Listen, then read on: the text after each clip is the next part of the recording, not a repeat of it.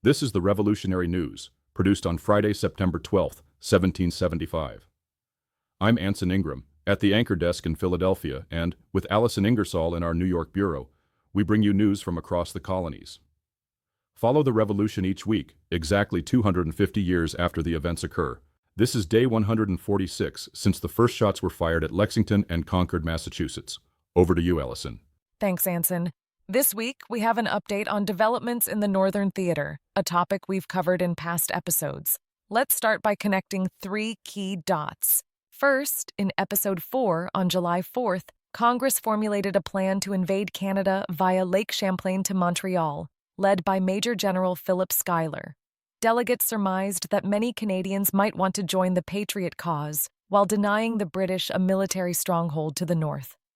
Second, in Episode 6, on July 18th, Congress decided to approach the Iroquois Confederacy to advocate their neutrality in the conflict. And third, just last week in Episode 13, we reported that General Washington appointed Colonel Benedict Arnold to lead a second-prong attack on Quebec City through the Maine wilderness. The next objective in General Schuyler's campaign is an attack on Fort St. John. On September 6th, Brigadier General Richard Montgomery, Schuyler's second-in-command, led a probe toward Fort St. John, reaching a marshy area just over a mile away from the target.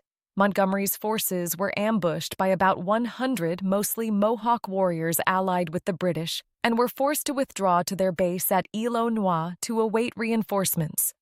8 Patriot soldiers were killed and 9 wounded in the skirmish.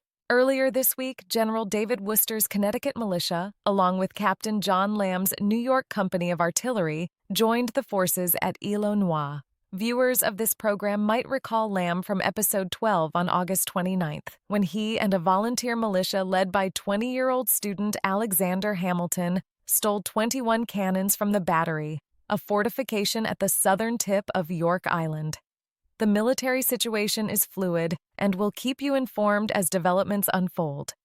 Over to you, Anson. Our next story takes us to the coastal town of Beverly, Massachusetts, just 16 miles north of Boston. The Patriot schooner Hannah, recently commissioned by General George Washington as the first vessel of the Continental Army, made its mark upon the sea. Commanded by 50-year-old Captain Nicholson Broughton of Marblehead on September 7th, the Hannah captured the British supply vessel Unity. The Unity, laden with provisions bound for the King's troops in Boston, was intercepted after a brief chase. Patriot sailors boarded and secured the transport without bloodshed, severely disrupting British supply lines.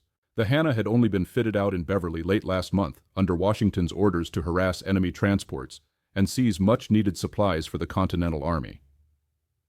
Her swift success will be taken as a sign that a proper navy may serve the American cause as surely as the rifle and the bayonet. So, there you have it. The news of the week ended September 12, 1775.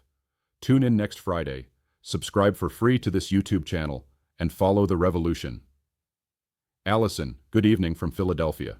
Thanks, Anson, and good evening from New York. Viewers, please write your comments in the space below, and we'll do our best to respond. See you next Friday.